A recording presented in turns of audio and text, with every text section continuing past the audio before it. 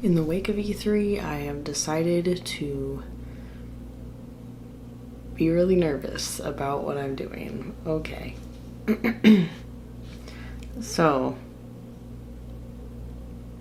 as most of you know, E3 was last week, and they released the one, the only Animal Crossing, Animal Crossing, Animal Crossing. And I am here today to look at the trailer with you and give you my thoughts on what I think the new Animal Crossing is going to be like, because at first I really wasn't sure what to expect. I have vast experience playing Animal Crossing. I have all of them except Amiibo Festival, which we are not even going to talk about, so you know. But I have all of them. I played Happy Home Designer, New Leaf, Wild World, in the GameCube one, I guess, Population Growing. Wild World was my first one. I also have City Folk. Folk. But Wild World was the first Animal Crossing game that I played, and the one that I predominantly played when I was younger because it was what I had access to. It was portable and it was fun.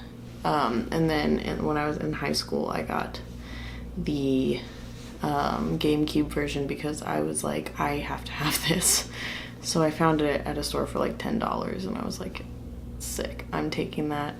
But anyway, the new one's coming out in March of 2020, which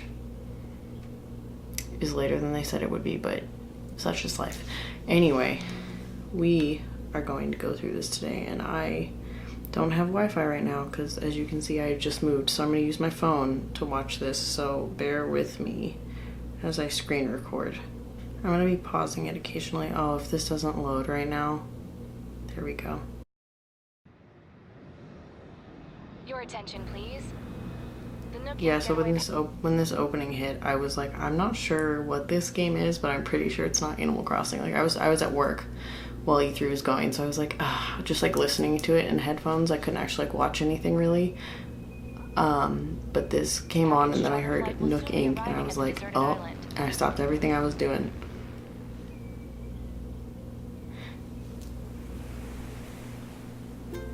And then it flashed to this opening, and I was like dying at how good it looked.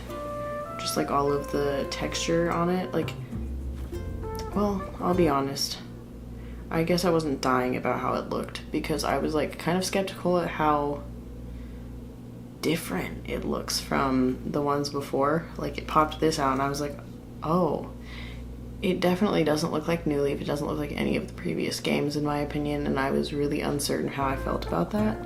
And as I was looking like at all the weeds and stuff, I was like, I don't know how to feel. And then they started crafting and I was like, what?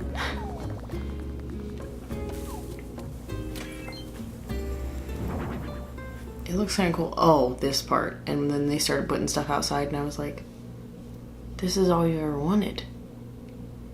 This is beautiful. I've always wanted to put, like, they have a beach towel down. I used to make patterns in like beach towels. Like beach towel patterns to put on the beach, and then I would leave my character to tan, but now you have actual towels? That sounds so simple, but like, that's what I was excited about. And then, yeah, I really liked this montage of them, and like the flowers around the trees really stood out to me, because you can't put flowers in your trees, or like at least that closely, I don't think. Like, it just doesn't look that seamless. And the shadowing on everything, and like it kind of gave me Harvest Moon vibes, so I wasn't sure how to feel about it. I did like that in this end thing you can choose your skin tone. That really stood out.